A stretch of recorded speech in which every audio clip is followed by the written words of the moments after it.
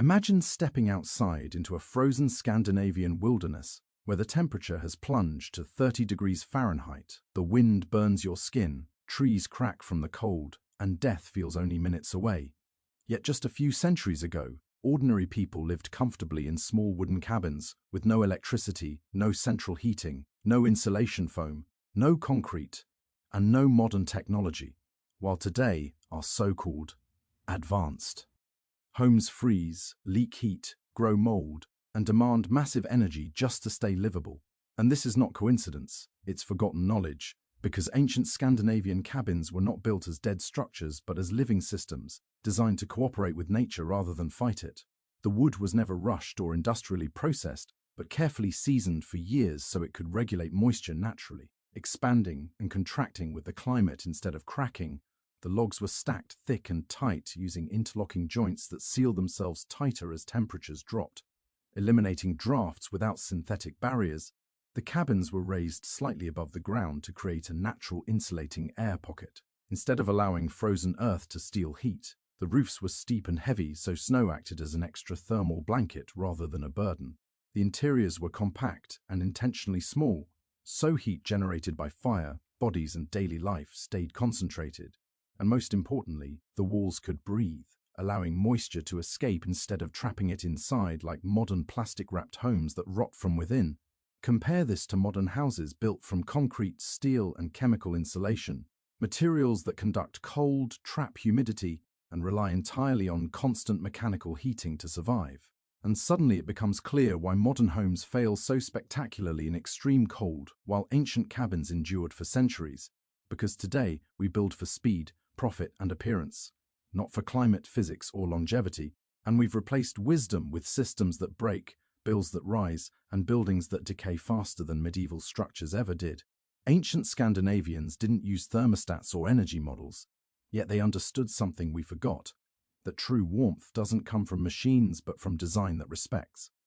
nature. And once you see this, you can't unsee it. Because the real question is no longer how did ancient cabins stay warm at 30 degrees Fahrenheit, but why modern homes, with all our technology, are colder, weaker, and less intelligent than houses built 1,000 years ago. And the deeper you dig, the more uncomfortable the truth becomes. Because ancient Scandinavian builders were not guessing or getting lucky. They were applying generations of observation passed down through survival, failure, and brutal winters. Understanding that heat is not something you create endlessly but something you protect, which is why their cabins were oriented toward the sun to capture scarce winter light, shielded from prevailing winds by forests or terrain, and built with entrances deliberately small and low so warm air could not escape easily, while modern homes proudly expose glass walls, wide doors, and thermal weak points in the name of aesthetics. They knew that mass mattered, that thick logs stored heat like batteries and released it slowly through the night, that fireplaces were placed centrally rather than against exterior walls,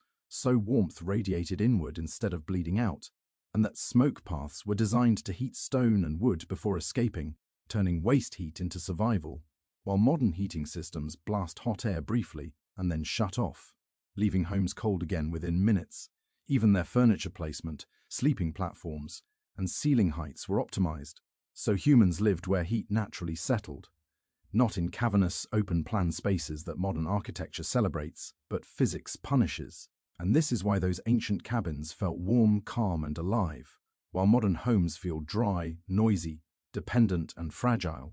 Today we pour concrete that pulls cold from the earth, wrap walls in plastic that suffocates them, rely on machines that fail the moment power is lost. Then wonder why our homes collapse into discomfort the instant the temperature drops, never realizing that the past already solved this problem without fossil fuels, without grids, without technology, using nothing but intelligent design and respect for natural laws. And once this realization hits, it becomes impossible to ignore the irony that our ancestors, armed with axes and fire, built shelters that could defeat 30 degrees Fahrenheit winters for centuries, while we, armed with computers and engineers, struggle to keep warmth inside a box for a single season, proving that progress is not always forward, and that sometimes the greatest innovation is remembering what we chose to forget. And what makes this even more unsettling is that many of these principles are actively ignored today, not because they don't work, but because they don't fit modern industry, where speed, standardization, and profit matter more than durability or human comfort,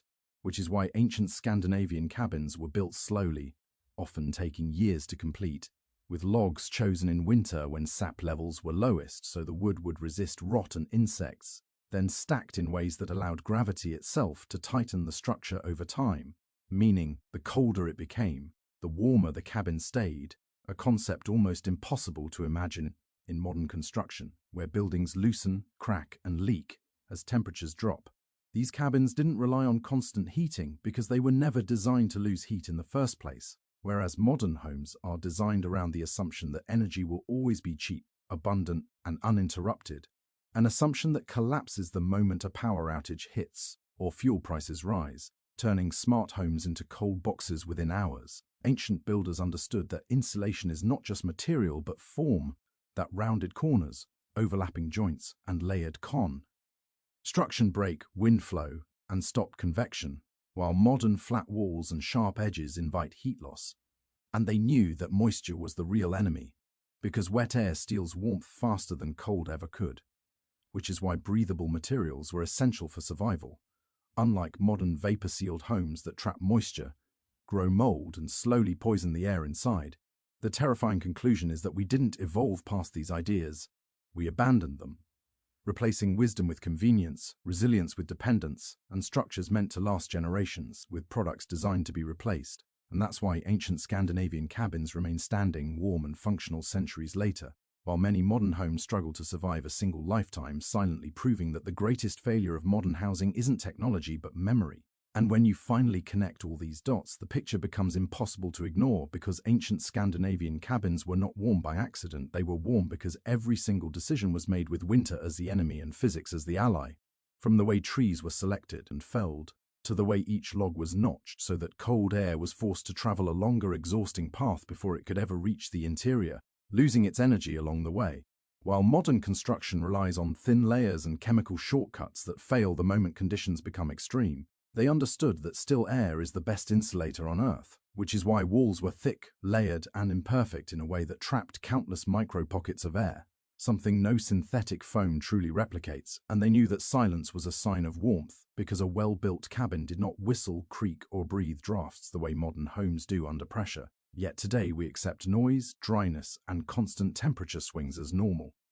never realizing they are symptoms of failure. Even the psychology of warmth was considered, as low ceilings, warm-toned wood, firelight, and enclosed spaces made the body feel warmer with less actual heat, while modern open-plan homes trick the eye into luxury but demand enormous energy just to feel tolerable. And this is where the final irony hits hardest. Modern homes are engineered on computers, optimized on spreadsheets, certified by regulations, yet collapse under real-world cold, while ancient cabins, built without calculations, survived because they were tested every winter by death itself. And so the real lesson buried beneath the snow is not about nostalgia or romanticizing the past,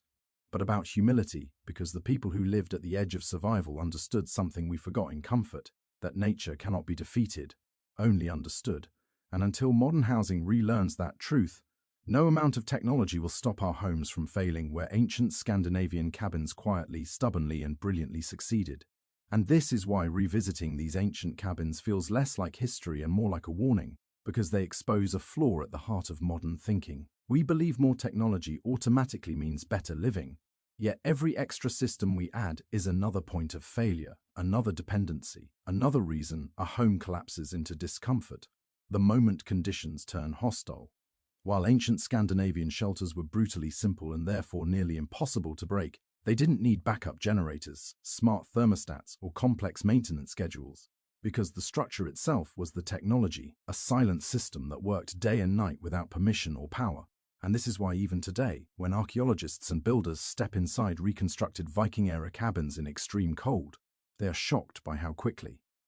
the space warms, how stable the temperature remains, and how alive the air feels compared to modern sealed buildings. The tragedy is that this knowledge isn't lost. It's ignored, buried under building codes written for short-term efficiency, markets that reward speed over survival, and aesthetics that value glass and minimalism over protection. And as climates grow harsher and energy becomes less reliable, The ancient Scandinavian cabin stops looking primitive and starts looking prophetic, a blueprint for resilience disguised as history, because, in the end, warmth was never about fighting the cold harder. It was about not letting the cold in at all. A lesson carved into wood by people who could not afford to be wrong. And until modern homes relearn that discipline, they will continue to fail spectacularly in conditions our ancestors mastered with nothing but trees, fire, and an understanding of how the world truly works. And once you truly absorb this, you begin to realize that the ancient Scandinavian cabin was not just a shelter, but a philosophy of survival, a quiet rejection of waste and excess, where every material served multiple purposes and nothing was added unless it earned its place. Which is why these homes age gracefully instead of collapsing into rot and repairs, because wood that can breathe heals itself. Joints that move with temperature don't break, and structures that respect natural forces don't need to constantly resist them, while modern homes fight physics at every level, sealing, trapping, forcing, and pressurizing spaces until they depend entirely on machines to correct the damage caused by their own design. Even the rhythm of daily life was synchronized with the building itself, as cooking, sleeping, and gathering happened, where heat naturally accumulated, turning human presence into part of the heating system rather than a load it had to overcome, something modern layouts completely ignore by scattering living spaces across massive volumes that bleed warmth endlessly. And this is where the story becomes deeply uncomfortable, because if ancient people could build homes that survived the coldest climates on Earth using nothing but local materials and hard-earned wisdom, then our failure today is not technological, it is intentional, driven by systems that value appearance, speed, and profit over resilience, longevity, and human comfort. And the cabins standing quietly in Scandinavian forests are proof that the problem was solved long ago, waiting patiently for us to remember it, while modern homes continue to break, freeze, and decay, not because the cold has grown stronger, but because we chose to forget how to build for it.